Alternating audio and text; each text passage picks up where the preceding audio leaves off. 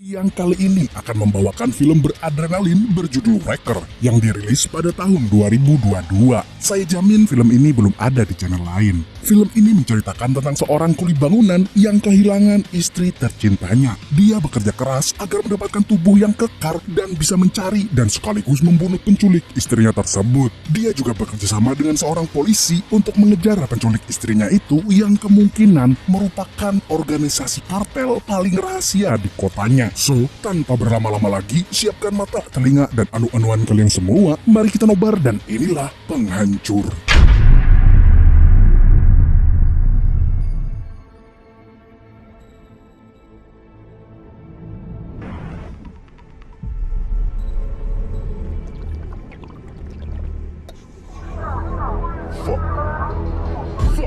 Di awal film, kita diperlihatkan ada penggerebekan gedung tempat produksi narkoboy yang dipimpin oleh polisi bernama David Nye. Salah satu bagian dari gembong narkoba tertangkap. Dia bernama Sachi. Dia pun menyumpahi polisi yang menangkapnya bahwa mereka tidak akan aman karena Sachi beraliansi dengan kelompok mengerikan bernama Trinitarian. Namun, ketika sang polisi sedang memeriksa bukti, tiba-tiba Sachi lepas setelah membunuh para polisi. Dia pun langsung mendekati David dan...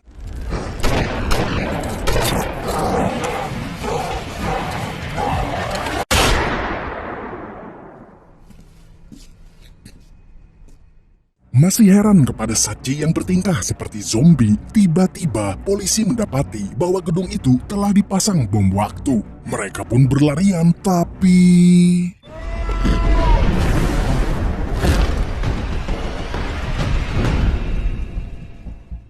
Kemudian, kita diperkenalkan dengan John, tidak pakai IQ 7, seorang kuli bangunan yang gila kerja. Bahkan ketika yang lain makan siang, dia memilih untuk bekerja. Selain itu, John juga terlihat tidak banyak bicara. Hari itu, John menemukan sebuah cincin kawin yang sangat familiar di matanya. Dan cincin itu juga dilumuri darah. Tak lama setelah itu, ada rombongan mobil yang mendekatinya. Ternyata mereka adalah preman-preman udik alias gangster desa. Tidak ada angin, tidak ada hujan, para preman udik itu menantang John gelut. Dan John pun terlihat tidak gentar karena tubuhnya kekar dan dia juga punya palu gada seperti milik Thor. Salah seorang preman pun memprovokasi John dan baku hantam pun dimulai.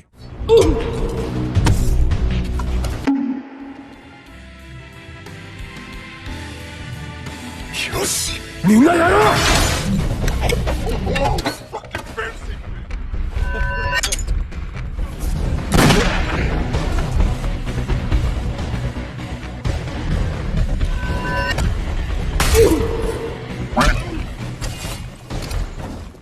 Dengan mudah, John berhasil mengalahkan mereka.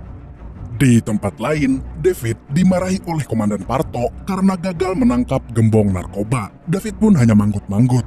Setelah itu, Komandan memerintahkan David untuk mengurus John, temannya yang baru saja menghajar para preman.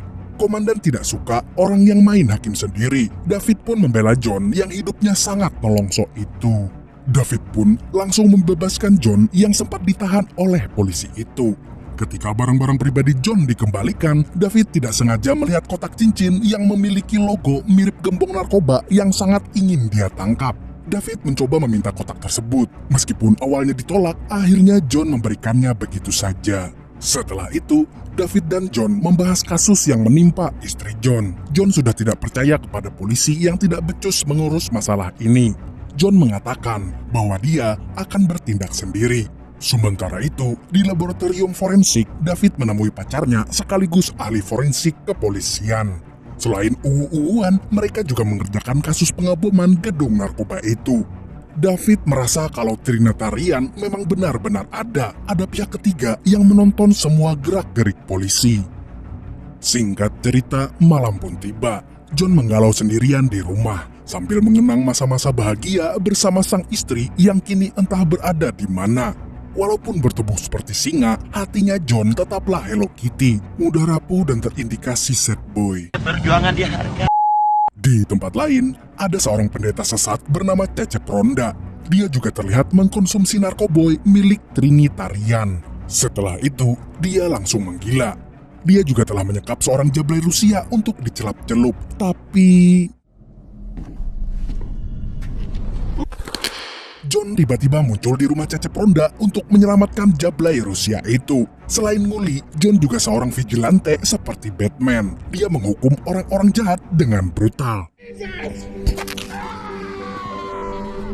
That makes me. Sementara itu, di acara makan malam para mafia yang terhubung dengan Trinitarian, orang-orang membicarakan tentang keberingasan John. Tapi di Dipicek, pemimpin mereka yang kayak bajak laut tiba-tiba Got it? Wrong. Anyone else want to talk about Why not just John? take him out with the bullet to the head and get it over with? That's a good question. dia rupanya tidak suka orang-orang membicarakan John di depannya. Didi Picek tidak ingin menangkap John begitu saja. Dia ingin John menderita kesakitan sebelum mati. Dia juga menyuruh Pete, anak buahnya, untuk menjebak John dan orang-orang terdekatnya, yaitu David. Suatu malam, John dan David bertemu lagi. David kembali membicarakan kesepakatan antara dirinya dan John. David dan John sepakat untuk melakukan tindakan main hakim sendiri kalau sistem hukum tidak mampu menempuh keadilan. Selain itu, David juga meminta John untuk tidak terlalu menunjukkan gaya kulinya dalam menghajar penjahat. Dia ingin John menggunakan pistol saja, tapi John emosional. Dia terlalu sayang dengan alat-alat kulinya itu. Setelah itu, David membocorkan rahasia kepolisian kepada John agar John mau mengeksekusi para penjahat yang tidak diadili dengan layak itu. Kemudian, ketika David pamit ke toilet karena kebelet berak, John didatangi oleh para jablay utusan Didi Picek. Mereka merayu John sampai lengah.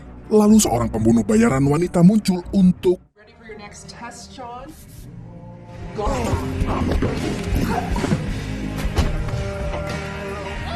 Here, lady. Got the tool.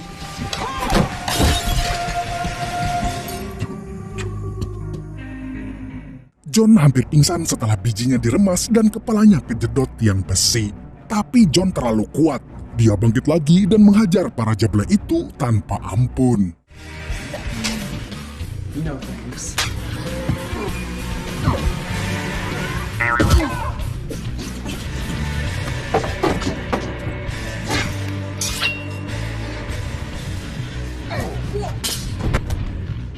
We're leaving. Ketika John mulai kewalahan, David datang mendodongkan pistolnya lalu membawa John pergi dari tempat itu. Keesokan harinya, David meminta pacarnya Stacy untuk tidak masuk kerja karena situasinya berbahaya. Stacy tidak habis pikir dengan David yang bekerja sama dengan John. David merasa kasihan pada John yang hidupnya penuh tragedi itu. Ketika David hendak membawa Stacy ke tempat yang aman, tiba-tiba cecunguknya Didi Picek mencegatnya di tengah jalan lalu menculik Stacy. Didi Picek mengancam akan membunuh David dan Stacy kalau dia tidak mau menyerahkan John kepadanya. Kemudian, saat John akan mengeksekusi seorang pemuda tersesat, dia mendapatkan telepon dari Didi Picek. Penjahat itu mengatakan bahwa David telah diculik, dan John pun seketika murka. John pun segera menyelamatkan David yang diikat di mobilnya. Selain itu, dia juga memiliki ide untuk menanyai para pecandu narkoboy agar memberitahu siapa itu Didi Picek dan di mana dia berada. Kalau mereka tidak mau menjawab, maka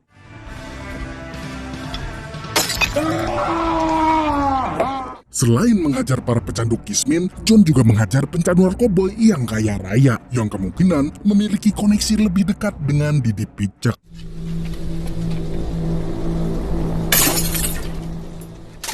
Para pecandu dan bandar narkoboy ini diculik oleh John dan David. Mereka membawa para pecandu dan bandar ke sebuah tempat yang jauh dari jangkauan. Untuk membuat mereka mau bicara, John memasukkan botol beling ke dalam bagasi tempat para pecandu dan bandar disekap, lalu menabrakkan mobil itu berkali-kali sampai botol beling itu pecah dan melukai mereka. Ketika hendak diinterogasi, dua orang pecandu berhasil melepaskan diri dan bersembunyi di dalam mobil. John yang kadung murka pun langsung melakukan ini.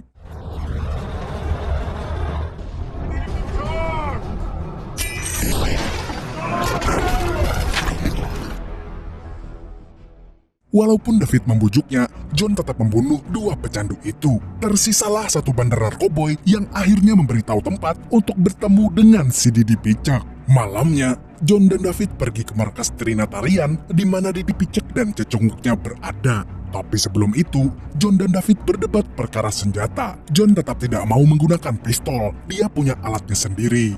Dia mengatakan kepada David kalau semua senjata itu ampuh kalau bisa menggunakannya dengan baik.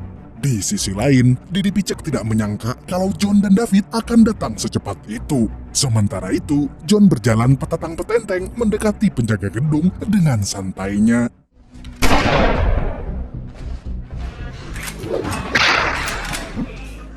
Kemudian, di lantai pertama, John harus menghadapi gerombolan bersenjata lengkap. Sebelum itu, dia meneguk beras kencur agar kekuatannya meningkat 103 kali lipat. Dan setelah meneguk beras kencur itu,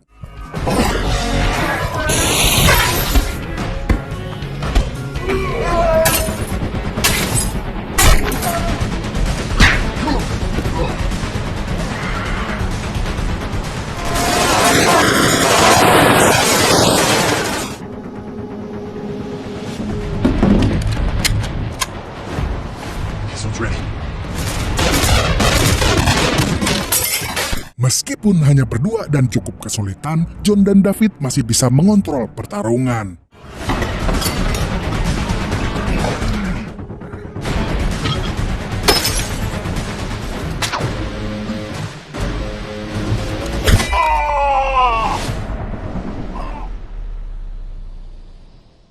Di ruangan berikutnya, John harus berhadapan dengan preman-preman Rusia yang tidak kalah kuat.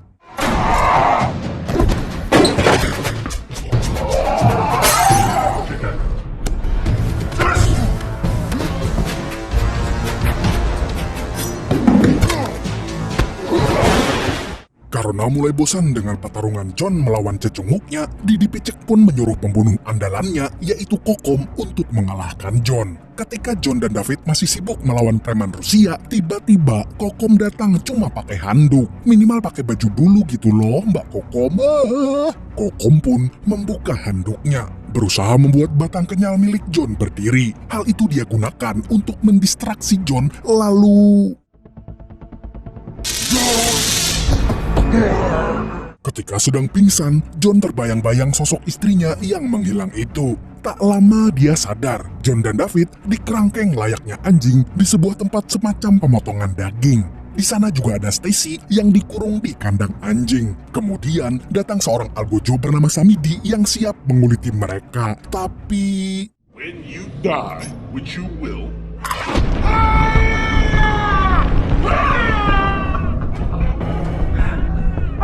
akibat menggigit kuping caplangnya Samidi, John pun digantung lebih tinggi agar susah bergerak. Stacy mengatakan kalau yang Didi Picek inginkan adalah John. Hanya John, artinya Stacy dan David akan dikuliti dan dijadikan wayang kulit. Stacy juga mengungkapkan kalau semua ini ada hubungannya dengan menghilangnya Karen, istri John. John yakin kalau istrinya masih hidup, walaupun entah berada di mana. John bercerita kalau semua ini salahnya. Dia pernah menampar istrinya, dan setelah itu Karen tidak pernah terlihat lagi. Kemudian John mulai melatih tubuhnya agar menjadi kekar dan bisa digunakan untuk membalas dendam. Tak lama setelah itu, John diseret ke medan pertarungan milik Trinitarian yang biasa mempertemukan para petarung bawah tanah nomor 1. John dibawa ke sana dengan tujuan agar dia menderita sebelum mati. Dengan cara, John harus melawan si muka rusak, petarung mematikan yang dilatih Didi Picek.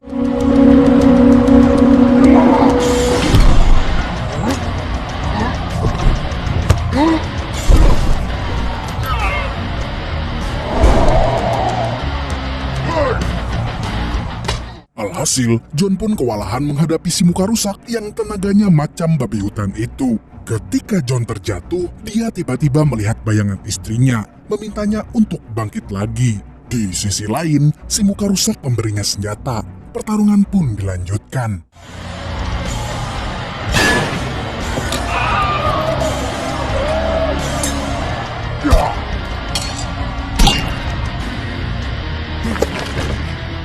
Berkat kerja kerasnya, John mampu melumpuhkan si muka rusak, walaupun dengan susah payah. Tapi kan dia tokoh utama. Setelah itu, cecongoknya Didi Picek mengepung John dan menodongkan pistol mereka. Tapi tiba-tiba...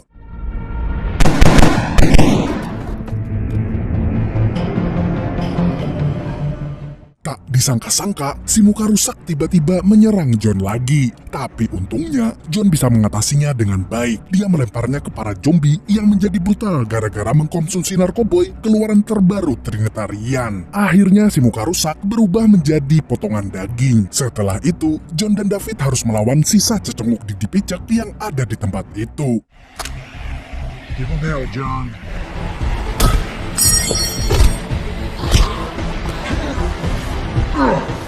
Dan akhirnya John pun berhasil mendobrak pertahanan terakhir Didi Picek dengan palu gadanya. Di tempat itu, John diberitahu bahwa jauh sebelum dia menikah, Karen pernah hampir diperkaos oleh Didi Picek. Tapi Karen berhasil lolos setelah membuat mata si Didi menjadi picek. Sejak saat itu, Didi Picek mendendam dan membunuh orang-orang terdekat Karen termasuk John. Tapi John adalah yang terkuat. Dia masih hidup walaupun sering dikeroyok secara tiba-tiba. Didi Picek juga memperingatkan John kalau dia tidak akan membunuh John. Didi Picek ingin menyuntikkan narkoboy jenis baru yang bisa mengubah manusia menjadi monster mengerikan yang hanya bisa dikontrol oleh Didi Picek.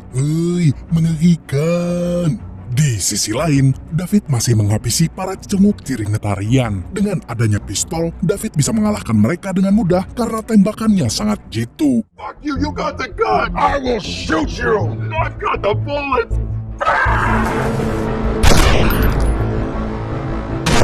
Meskipun terlihat gusar awalnya, Didi Picek kemudian menunjukkan bahwa dia tidak butuh bantuan siapapun dengan cara menembak Kokom sampai modar. Ya, Mbak Kokom. Dia ingin membuktikan betapa kejamnya dirinya. John tidak menduga hal tersebut, seperti dia tidak menduga akan terlibat sejauh ini. Karena sudah terlanjur nyemplung, John pun bersiap untuk bertarung dengan Didi Picek. Sebelum bertarung, Didi menyuntikkan narkoboy jenis baru agar kekuatannya tidak terbatas saat melawan John. Dan benar saja,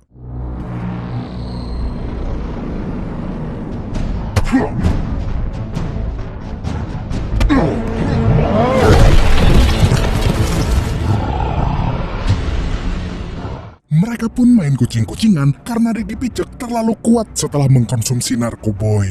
Dan ketika masuk ke ruang CCTV, John melihat istrinya masih hidup, tapi sepertinya terkena dampak narkoboy jenis baru itu. Setelah itu, John menunggu dia lengah sebelum menghajarnya. Di luar, David berhasil melumpuhkan sisa cecunguk Trinitarian. Tapi setelah itu, dia malah tidak sengaja membuka ruangan yang berisi zombie ciptaan Trinitarian yang terkena dampak narkoboy jenis baru itu. Tanpa basa-basi, David pun menembak mereka secara membabi buta.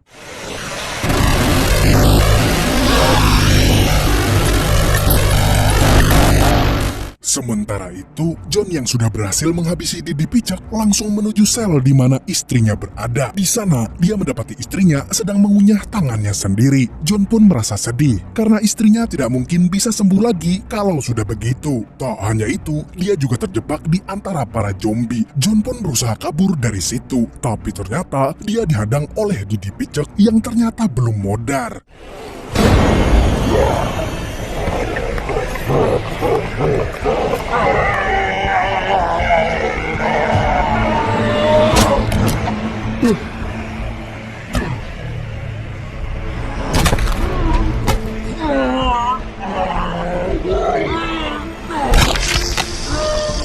John pada akhirnya berhasil membunuh Didi Picek, tapi dirinya harus menahan darah dari perutnya yang tertusuk kayu. Di sisi lain, David sudah membasmi semua zombie yang ada, tapi ternyata masih ada cecunguk si Picek yang masih hidup. David awalnya menghadapi serangan itu sendirian, lalu Stasi datang untuk menolong calon suaminya itu.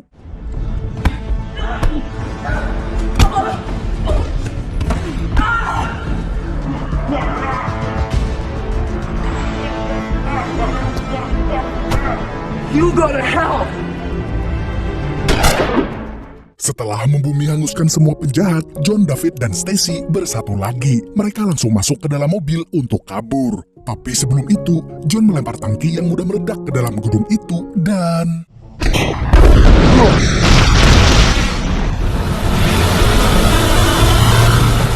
Walaupun berhasil kabur, John yang mengalami pendarahan tampaknya tak bisa melanjutkan perjalanan. Hari demi hari berlalu. David mencoba melaporkan bahwa Trinitarian memiliki narkoboy yang bisa bikin orang jadi seperti zombie. Tapi Komandan Parto tetap tidak percaya. Dia menganggap David dan John halu tingkat nasional. Di akhir film, anggota Trinitarian masih banyak berkeliaran dan narkoboy itu juga masih beredar. Karena sudah tidak percaya hukum, David kembali bekerja sama dengan John yang ternyata masih hidup. Film pun tamat dengan ending menggantung alias nanggung, bos.